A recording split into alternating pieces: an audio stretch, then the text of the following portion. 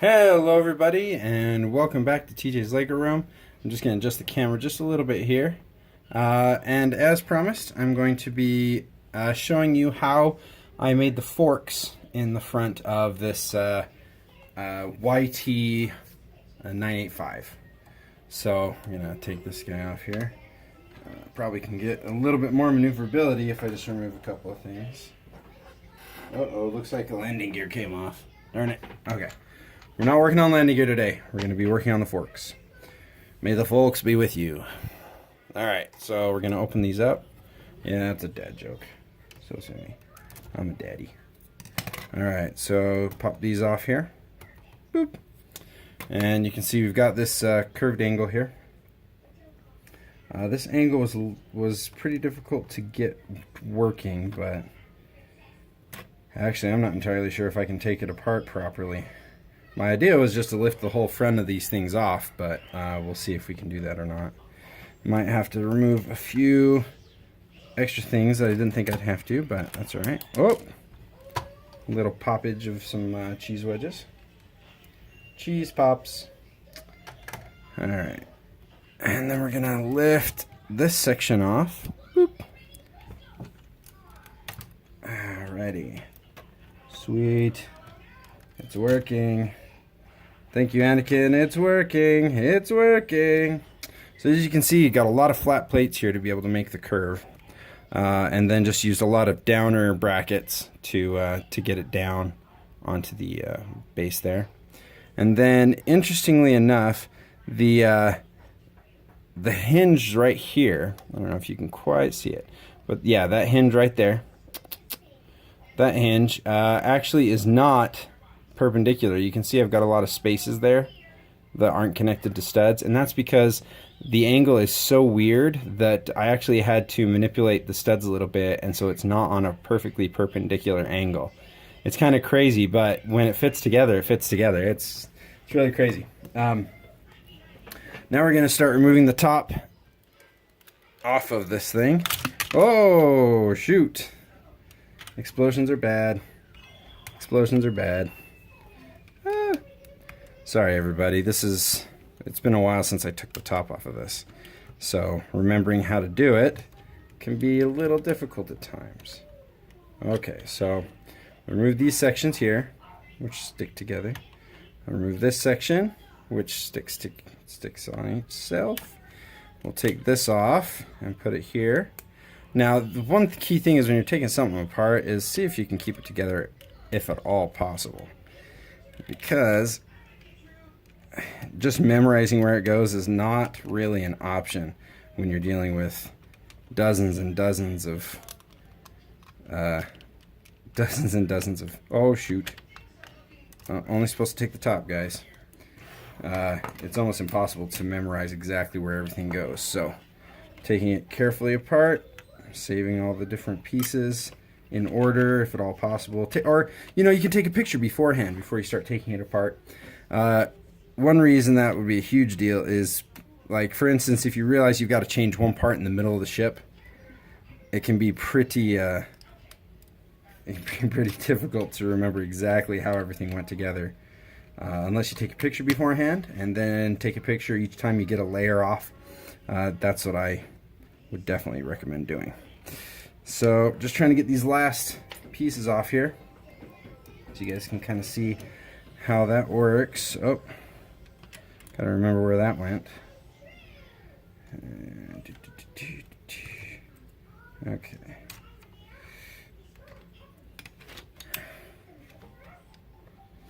Alright everybody, so as you can see, it's pretty simple.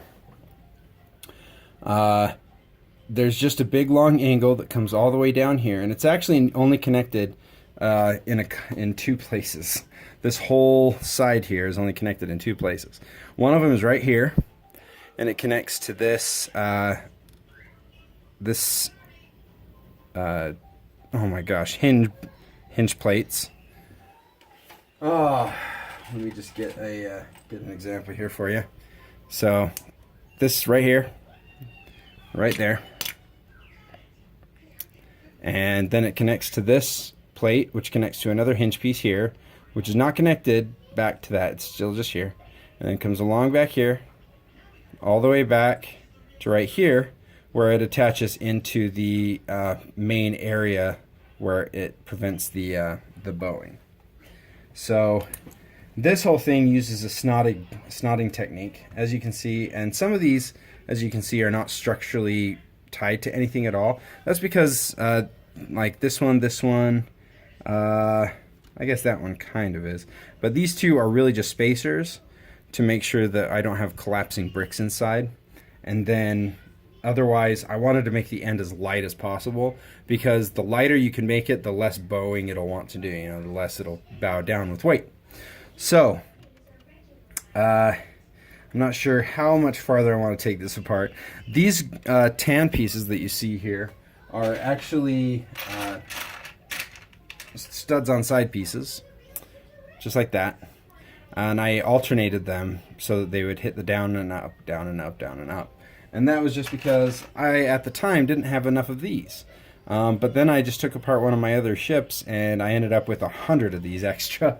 So I could go through and redo it, but for those of you who are familiar, I just had a baby, and for the contest that I was making this for, I had 2 weeks to get it done, and if I didn't finish it, I wasn't going to be able to participate in the contest, because I don't have hours and hours and hours now.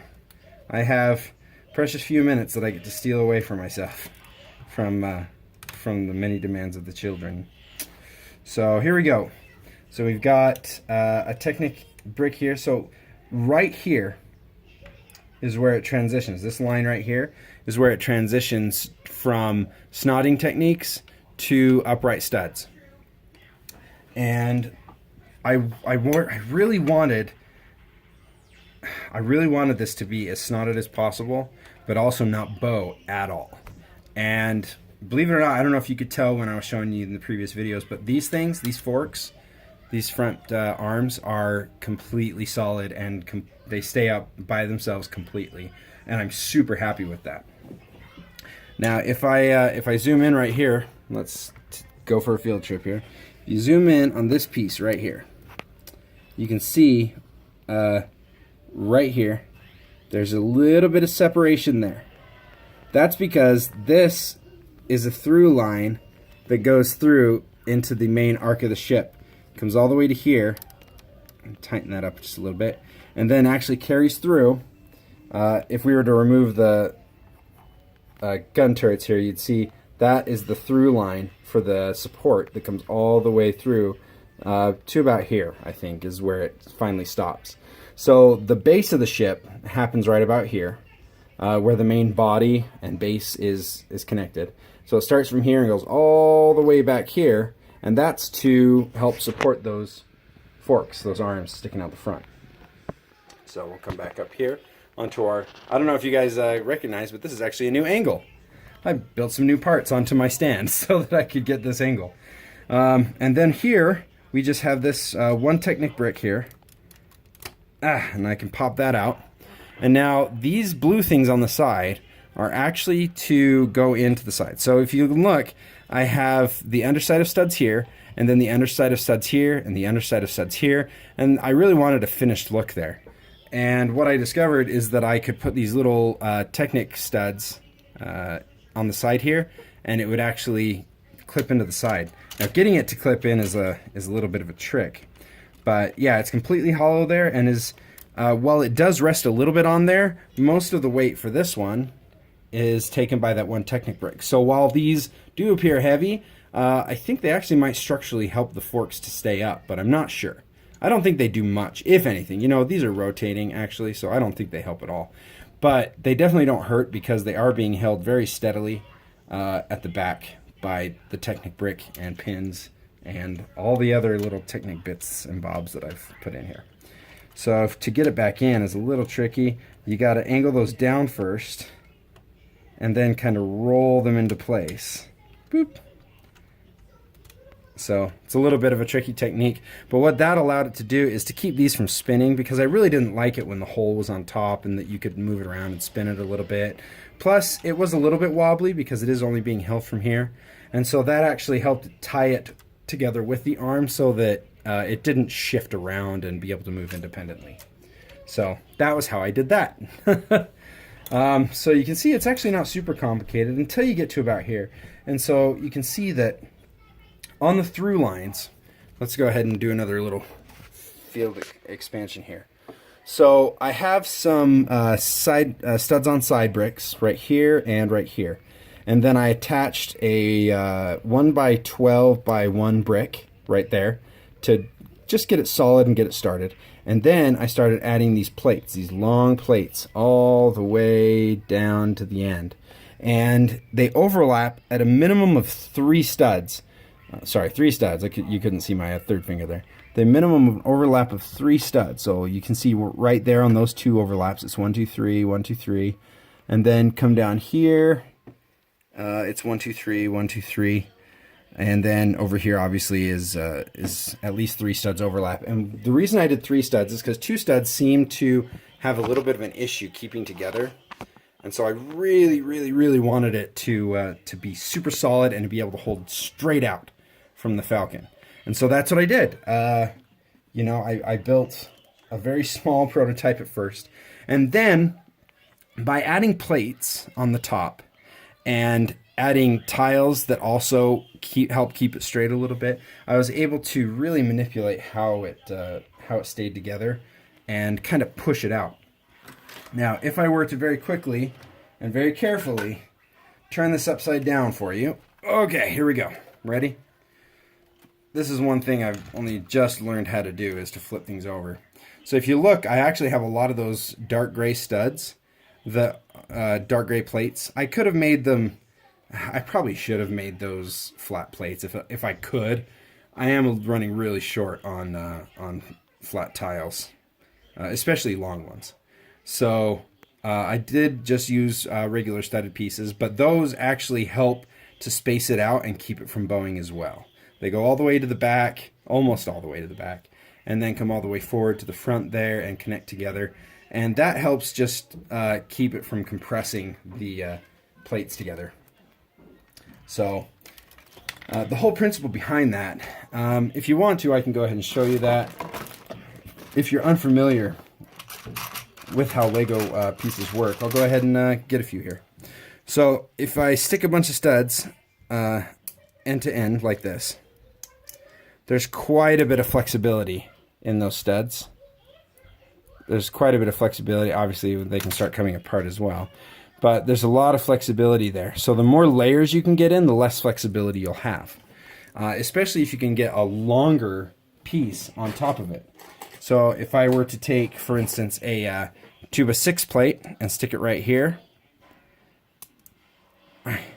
then it actually removes the hinging from these 2 points, and all that's left is a hinge point here.